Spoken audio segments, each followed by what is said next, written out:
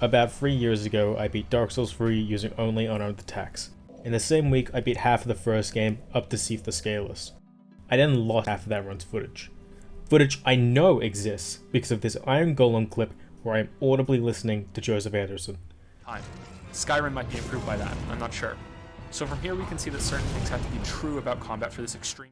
With this footage loss, I essentially rage quit the run, and the video idea. Until a few weeks ago.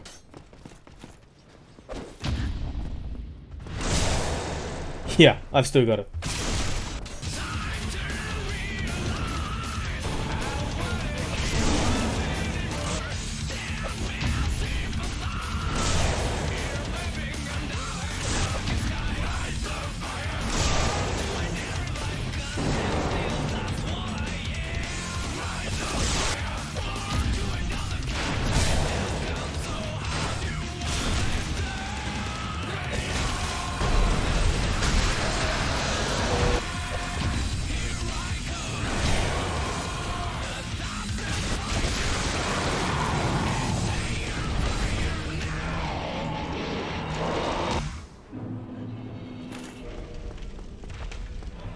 So our starting damage is a little bit worse than it is in Dark Souls 2 or 3, but that's okay.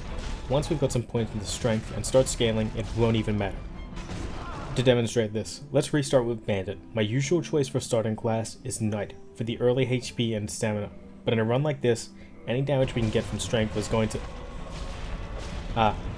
I see. Yeah. Unlike Dark Souls 2 and 3, Dark Souls 1 has no scaling for unarmed attacks. You just deal a flat 2 damage with the right and 1 with the left. Jack Dempsey would cry. So, that's it then. We can't even buff this with Resin or Titanite like we can with, say, the Broken Straight Sword. So this run is either completely hopeless or hopelessly tedious, right? We've still got one way to improve our damage, but first we're gonna have to get out of the asylum.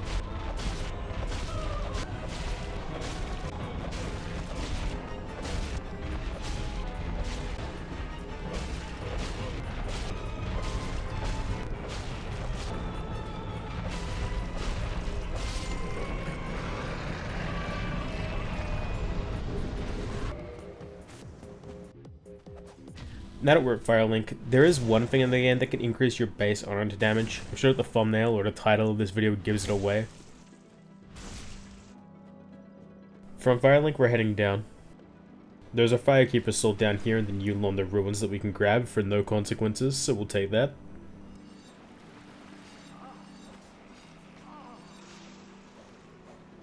Don't worry, I got back up and killed them all. Now you may be wondering where exactly we're going. We're going on a pilgrimage to make a contract with an ancient and powerful entity that dwells among the very roots of the world. Please, Mushroom, teach me the secrets behind your box.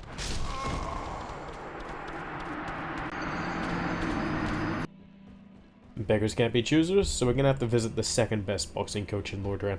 Run through here and grab this, we're gonna dupe it shortly.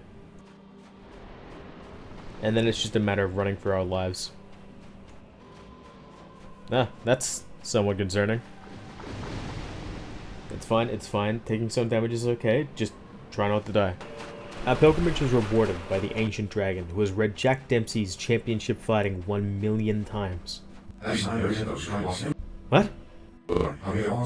We are here for the dragon torso stone, which requires us to give old mate 30 dragon scales, one of which we picked up earlier. The intended way to obtain the scales is to either invade other members of the Path of the Dragon Covenant or to kill the blue drakes infesting the Valley of the Red Tear Stone Ring. They have a 1 in 20 chance of dropping a dragon scale upon death. The game's online is dead, and I don't have the patience to punch 580 plus drakes to death, so I'm calling in a favor and we receive some divine providence. Look at that, a face only your mother could love. Using the dragon torso stone causes us to take on the imperfect aspect of the ancient dragon. This dramatically increases our attack damage both with and without weapons, at the cost of not allowing us to wear any kind of armor. And just like that, we've become a glass cannon with the approximate range of a platypus's evil little venom spike thing. Let's try out our newfound damage with the Taurus Demon plunging attack. Yeah, that'll do.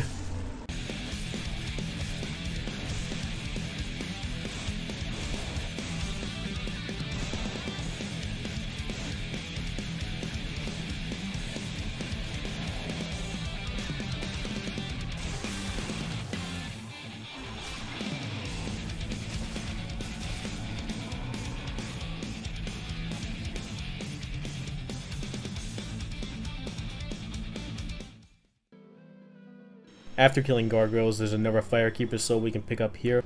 And that's actually the last one we're going to pick up for this run, because killing good NPCs is bad for the soul, and the other two acquirable ones are in places I don't want to go. Here's something you might not have seen before. We're actually going to fight Lautrec instead of kicking him twice.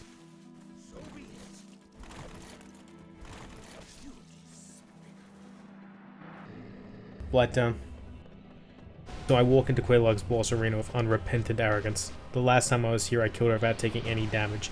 It seems like she's got a score to settle. She absolutely wrecks me with this devastating string of attacks. Just an absolutely brutal defeat. So we come back and we head better to death. Ma'am, I swear, I was shadowboxing over your corpse respectfully.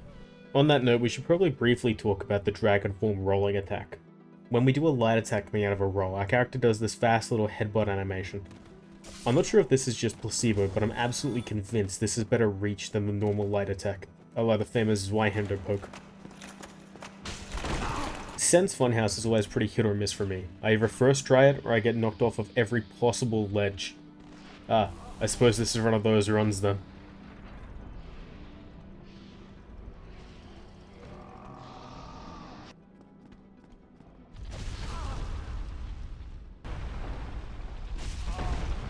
We make sure to grab the Ring of Steel Protection, and the Fat Ring are going to be our best in slot for pretty much the entire game. We can then engage in some Hegelian dialectics with these Sisyphean philosophers. Then we screw up to the Iron Golem. Wait, no, please, please, wait, no!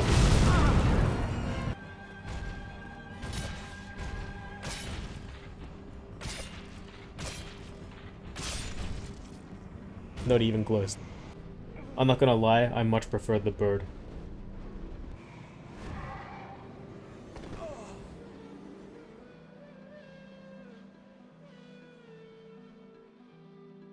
This is about when our damage starts to lag behind actual weapons, by the way. From here, the run is all downhill.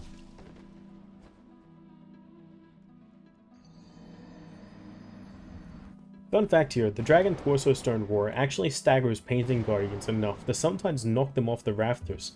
This, unfortunately, isn't enough to keep me from also falling off because I'm bad at crossing the path, but it is pretty funny. Quick Wildpie 101 reference, then stand perfectly still for a free plunging attack.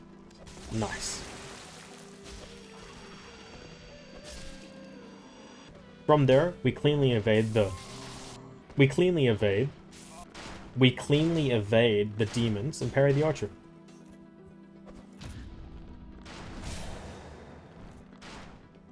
Man, this bonfire just feels different without Solaire. You know what I mean? Later on, we'll have to come back to farm some Silver Knights for souls, but I'd rather be under-leveled for Artorias than over-leveled. So for now, it's just, yep, ye. Biggie and Smalls here are make or break for many a run. I remember my first playthrough a decade ago, pulling up to these two with a +4 Zweihander, Silver Knight armor, and a dream. I feel like it's a bit uncommon to prefer killing Twinkie before Slim Jim, and it's of course difficult to separate them with that prioritization in mind. We have to use the horse columns precisely, taking swipes at the yellow M&M only when safe to do so. A low damage necessitates we pace ourselves, and hunker down for a long, drawn-out battle. Suck it, nerd, get off my screen!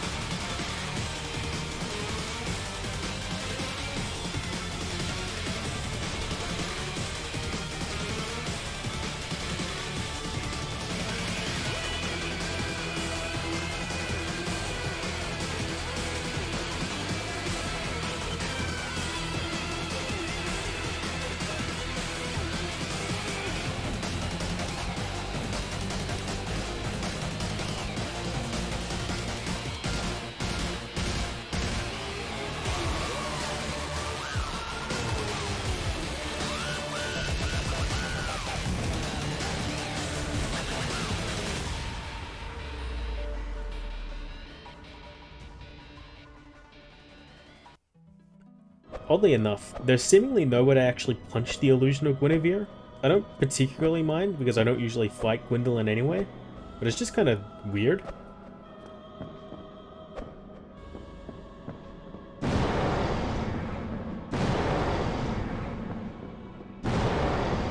Nonetheless, we can warp now, so it's time to go after the Lord Souls.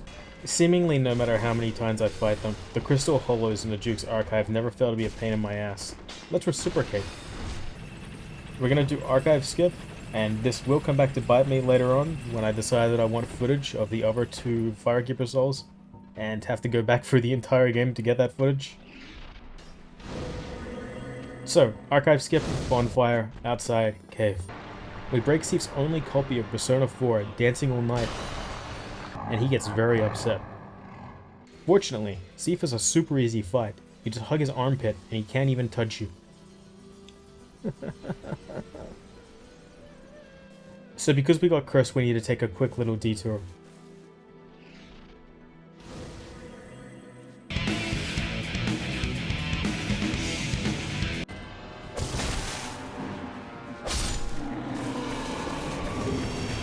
This lady here sells rocks that cure curse, and a few humanities.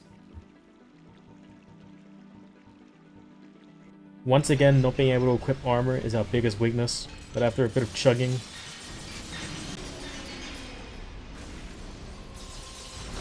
Steve goes down.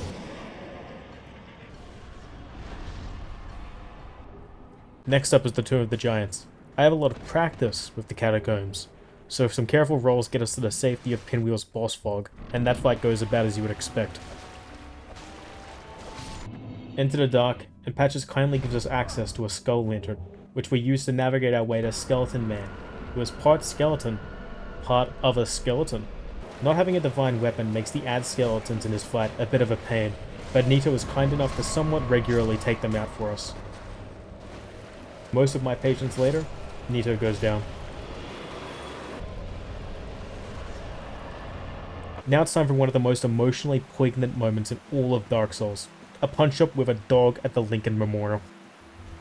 Sif's moves are all very slow and fairly easy to dodge, so the fight isn't too much trouble. New bling in hand, we can head off to New Londo. For some reason, I adamantly refuse to use transient curses, so I die to ghosts. We talk to a sad man on a roof, I manage to get lost in an area that's like 3 corridors big, and then finally we find the boss fog. We have just barely enough damage to meet the Four Kings DPS check, so we only occasionally have to deal with at most 2 of them. You probably know this already, but the Four Kings swords do less damage the closer to them you are.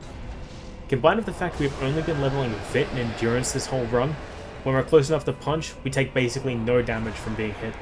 Of course, this does somewhat make us vulnerable to the dreaded humanity-sucking grab, but come on, that's easy to dodge.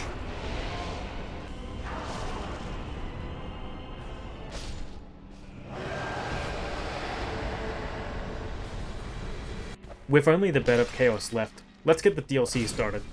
This golem drops an item we need.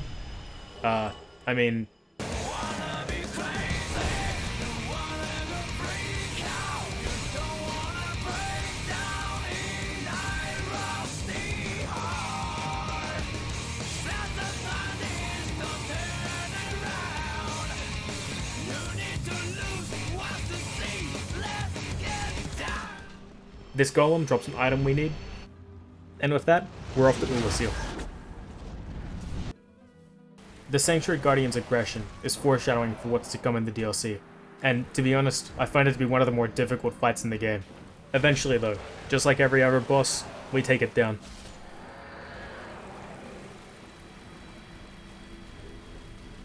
This is the moment I've been waiting for. Artorias is probably the best boss battle in the entire game, and the added difficulty of having to all but clip our character models into each other to land hits adds an entire new level of tension to the fight. I intend to just play the entire fight with backing Metal Gear music or something, but I'll settle for just cutting out some parts.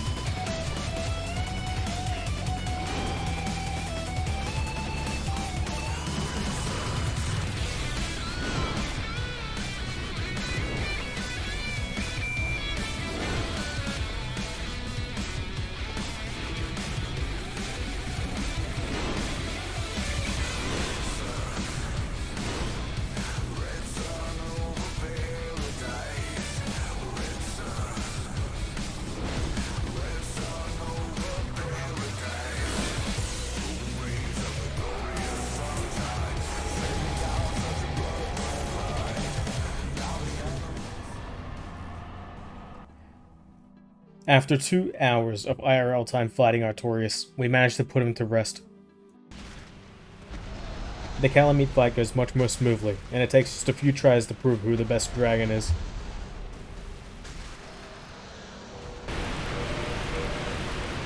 Something dark looms upon the horizon.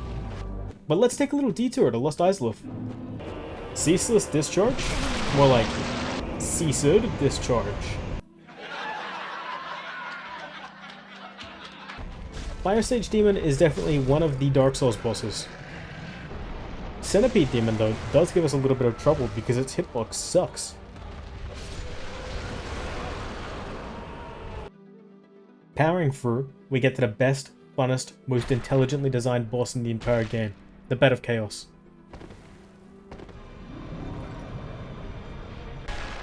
I very nearly have a heart attack thinking that the bug's hitbox might make it immune to punches, but thankfully, headbutt beats all.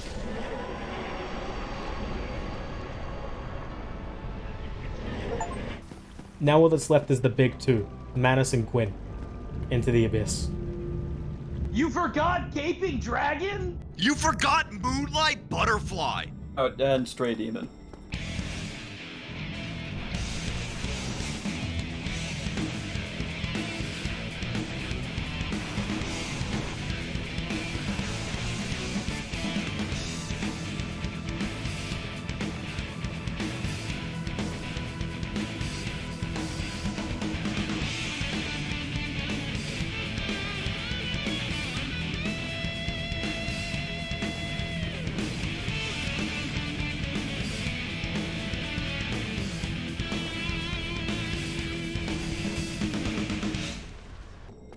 As I was saying, we descend into the abyss. Now, I thought that Artorias would be the hardest fight of this run. I was wrong.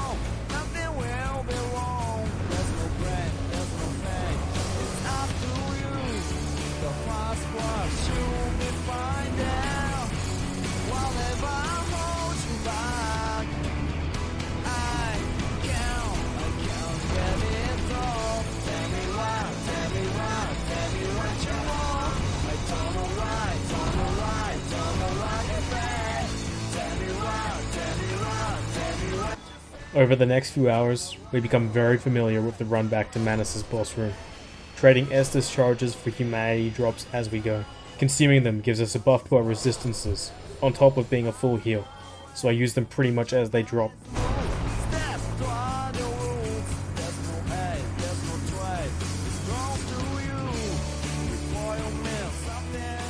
All seems hopeless, until the luckiest heal of my life guarantees victory.